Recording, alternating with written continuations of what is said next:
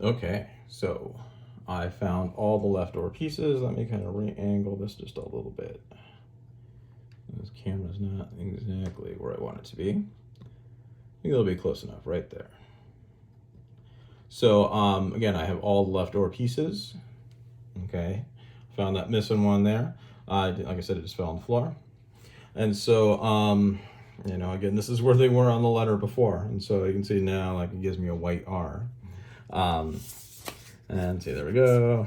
Move them around, right? Okay. So what you're going to want to do on this one, on this particular part, is you got to rearrange these shapes. Okay, you got to rearrange them 3 different times. And so you don't glue them down until you do that 3rd step. So on the first one, what you're going to want to do is you're going to want to arrange the black, or your leftover pieces. So I happen to have, I use black paper for my letter, so I'm having leftover pieces of black paper.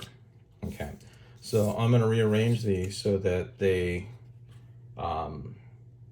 look like they're the negative space. It sounds kind of weird, but you can make it work.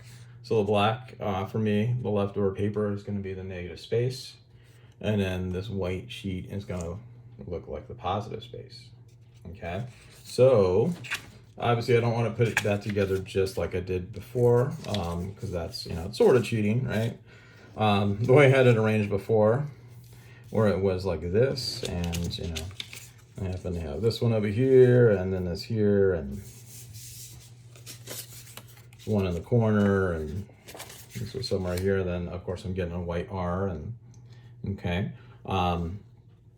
But I want to make something else, so it's just going to be some kind of abstract shape. It doesn't have to look like anything, okay? But if you notice, the reason why this looks like an R is because what happens is all the white, like anything that's the color white, gets enclosed, okay?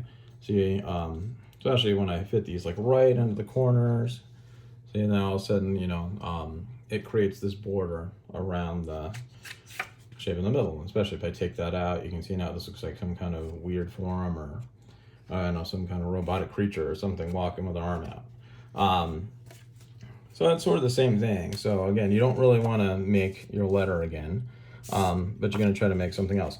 And so the trick here too is you don't want to overlap things. Like if it overlaps, let's say like maybe that much, a little bit like that, that's okay, but you don't want to do this. That's not the idea here. Okay, and that's why you wanted to have your letter take up 50% of the space, and then of course your leftover pieces occupying 50% of the space. So I said, the closer you get that to where it was before, or the closer you get that to 50-50, the better. So see, my piece is hanging off the edge here, and if it hangs off a little bit, it's okay. But really the idea is everything still fits on page. So you got to get kind of creative how you arrange these. But again, for the black pieces of paper, or my leftover pieces of paper, that's a better, I'll keep trying to refer to it that way, for them to look like the negative space, then what I want is I'm trying to create, and it could even be done like this. I could put it like that, okay? But I'm trying to create this surrounding edge, and it's okay to have things stick out like this, okay? This surrounding space where now, and it looks like some kind of weird symbol, or I don't know, whatever. It looks like something, right? And it's okay to flip the paper back and forth. I don't mind if you do that. Okay, it can be, it's something like this. Again, there's all different kinds of arrangements. So long as you're really just trying to get some kind of border. And that's where, again, it tends to work the best. So see, I can move this over. Maybe I'll kind of, put these 2 pieces together. Okay, and like I said, I'm hanging off the edge a little bit. It's okay if it's hanging off just a bit. It's okay, because you're working with, kind of awkward shapes. And that's why when you design your letter, you're better off not having this really, really crazy shape thing. Because even these little tail things I got here, and I was trying to get fancy with the curls at the end of my letter, they, can be harder to cut out. And then also when you're trying to rearrange shapes, sometimes they can kind of get in the way. let's see, I might do something like this. Yeah, maybe. And again, it's just playing around with it until you find something that you kind of like. So, I had some kind of almost like Patrick from SpongeBob, but you know, was holding something there. Basically, I surrounded everything, right? So all my leftover pieces of paper kind of create the border. They enclose and like surround some space. And so, again, you know, obviously that'd probably be better, right? But I still got one piece left over, so I could put it on the edge or I could put it in the center. It still kind of has the same effect. Okay, but now I'm trying to get this, you know, background to feel like the positive space it's pushing forward, and then all my leftover paper to kind of go back and feel like the background. Okay, so when you do yours with your leftover pieces of paper, you know, you don't have to arrange it exactly like I did because you're going to have different pieces of paper. But think of it that way: create a border, you're surrounding and enclosing, and it helps the, you know, the background paper, whatever color it happens to be, to pop forward, and then it helps these especially sync back. Okay, so if I was a student, what I would do is just arrange this, try to get it, you know, as neat and tidy as I can. You know, again, I can fidget with it a little bit more, get it exactly where I want to. You know, when I find something that works, which I think this works now, I kind of like this a little better. So I'm gonna go with that. But then what I would do then is, you know, take a picture of it with my phone, or however you want to take a picture of it. And remember, you're not gluing it down yet. Okay, you'll take a picture. That's one of the files you're gonna upload for this assignment. And so then now on step 2, what I want to do is I want to take these same pieces of paper and I'm going to make them look like the positive, okay, which is kind of the easy one. And so you don't want to do this, and there you go, right? Like I said, you can't overlap them that much. But now what you're thinking of is you're trying to do sort of the opposite, right? Before we were trying to surround the white space, so now the white space kind of shifted.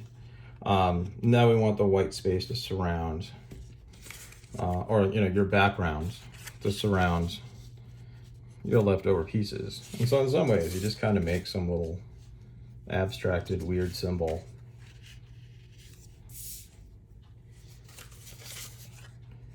And you just try to put it more in the center. And so it's okay if it touches the edge. And I'll probably move these down a bit because this one piece is kind of larger.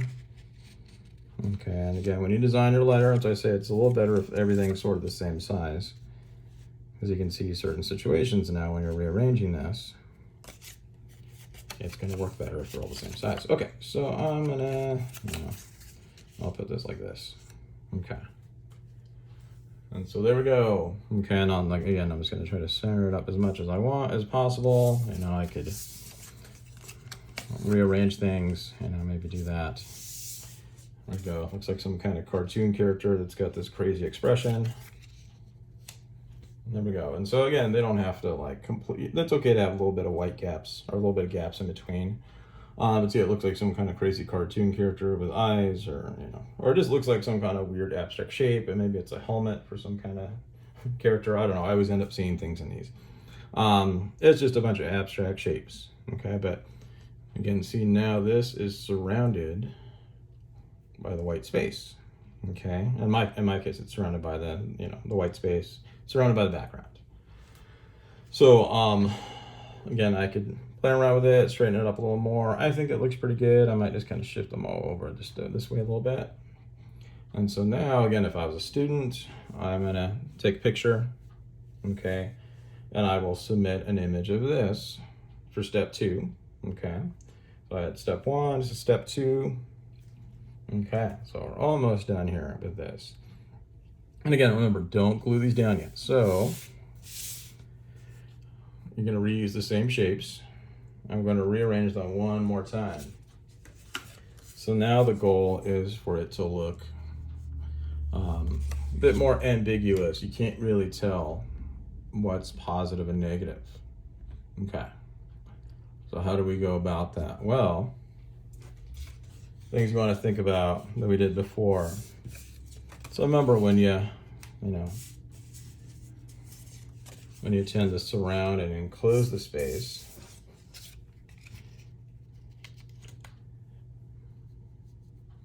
okay, then your pieces of paper start looking like the negative because it creates something in the center. If you do the opposite, and I'll just do it with these few I have here, now all of a sudden this surrounds this, and you know, this starts looking, your leftover pieces look like the positive, okay, more like the figure, right? And you know, also what you noticed, or you might have noticed before, is that when we tried to make the shapes positive, like when I put them all together like I did a second ago, you know, went in this order, but when I put them all together, I had this large shape in the middle, okay? And then even when I did the opposite on step one, when I tried to, you know, again, enclose the edges, right, something like that, of course with the rest of my pieces, I had a larger shape in the middle. Okay, so if something is much bigger than everything else, it tends to, you know, either shift forward towards positive or it can shift backwards towards negative. Okay, and then if something kind of is surrounded by something else, then it tends to shift that object towards being positive, you know, being the figure, and then everything else is the ground, the negative. Okay, so if you're trying to make it more ambiguous, what you're going to look for is to be more repetitive. Like you want everything to be about the same size. And so again, if all your shapes are similar size, that helps you. And then you're gonna want, you know, you don't want like one big shape in the middle, you know, whether you're surrounding the edges or lumping them together. You want it to alternate more, okay? And you're trying to make shapes, really, you know, that is the thing that you want to think about. You're trying to make shapes out of the background. So if let's say I flip this one, and maybe I'll even do this, okay? Flip that shape like that, and then I put this one over here, okay? So that's touching the corner, that's touching the corner of the white paper, or it's touching the edge of the white paper, that's touching the edge of the white paper. So look at that, I've got a shape there now, okay? And then, you know, maybe I'll do something like this one. Actually, we'll turn it this way.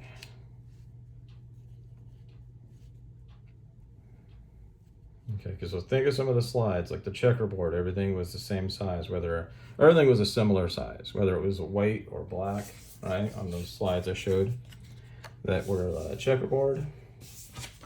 And so you're trying to do the same thing. You're trying to create this repetitive thing that alternates. So not everything has to completely touch, and actually I think I'm gonna switch this one out. I'll probably use this one that's a little bit bigger. There we go. And so again, see, by having it touch that one and touch the edge. And then I think I'm gonna put this one like right here. And so what I'm doing, again, by enclosing this white space, and again now, because again, the size and the shape of my paper is, I'm gonna have to shift these around just a little bit, give myself a little more room. Because you do want to put everything that you made in here. So, again, I just gotta play around with this and find the right arrangement. Okay, and actually, I think I'm gonna move this around here. So it's sort of like a puzzle, you're trying to fit everything in here. And again, the reason why I keep rearranging them is I'm trying to make it where, and it's not going to be perfect, but I'm trying to make everything, whether it's a white shape or a black shape, be about the same size. Actually, this way no, I like this way better. Just have to find the correct angle. Okay. All right, so if you look now, and you gotta, you know, I know this is a little bit curled up here. You can see where the paper curled a little bit and the light shines differently off of these. But, you know, imagine you made this in like Photoshop or something and you didn't see, it didn't feel three-dimensional. It'd be a little more difficult to tell if it's a white piece of paper, you know, a white background with black shapes on it, or a black background with white shapes on it. And again, what happens is it's really repetitive. Okay, you look at the black shapes. Again, roughly the same size. A couple of these are bigger. It's okay. Then you look at the shapes that I made in the white space. Okay, so this is enclosed. See, there's a shape there, kind of this, like a backwards L. There's this shape, and yeah, it kind of extends over, but again, you can see this is enclosed. Something with a little spike. Again, there's a white shape. There's a white shape. There's a teeny tiny one there. Another one up here, and it's almost the opposite of this one, right? It's the, almost the mirror image of it, but it's white. Again, this one connects with that one. Same thing. See, I've got a little skinnier white triangle. I've got kind of a, a bird shape up here, like a bird's head. And so by having all my leftover pieces touch, see, they're just, even if they just touch by a little bit, what happens now is this creates an enclosed space. Again, it created an enclosed space, and there we go. Okay, and so, I could play around with it, maybe find a different arrangement of these same shapes that, gets the point across better. But really right now, I mean, that's kind of what I want is, I want, I want it to look a little bit unclear as to what's positive and negative. And if you look, I've got 1, 2, 3, 4, 5, 6 black shapes. Well, the white shapes, I've kind of got 1, 2, 3, 4, 5, 6, that's kind of a big one, 7. If you, almost think of it, it's 2 separate ones. I've sort of got 8. And so, really I've got 7 different white shapes and 6 different black shapes. And so it's almost even, number 50-50. That's sort of what I'm getting here at the end. And there you go. So this is something like this is what you want to do for step 3. Okay, so remember there's step 1, and that's where you try to make your paper, your leftover pieces look like the negative space. Step 2 is where you use your leftover pieces and try to make them look like the positive. I lump them kind of together. And then step 3 is this one where you're trying to, make it a little bit confusing as to what's positive and negative. And you can see again, connection. White shapes are a similar size to the black shapes. There we go. Alternates, there's a lot more alternating. And I use the edges, you can tell. I try to use the edges even to create shapes. I had it touch the edge. Move that a little more than I wanted. That's how I was able to make a shape in the corner there. Okay, so remember, photograph your step 1, photograph your step 2, and then photograph your step 3. And once you get to here, again, if you've already got photos of step 1 and step 2, that's where you can glue it down. Okay, and again, just use a reverse cement. So I'd put a little bit on the back of each piece, put a little, even just if it's a little dab on the paper where they're supposed to go. Let them dry a little bit, and then you'll find they stick on there pretty well. Again, what's going to happen then is for your, like the last step, you're gonna photograph these as a set, kind of side by side. I know they're not really fitting in my camera view here, but you're gonna want these two together. So then you'll have the letter, and then your last step, step 3, that's glued down. Okay, so I do want a photograph of these two together. Remember, I also want a photograph of step 1 and step 2 that you did with these shapes, these leftover pieces. Okay.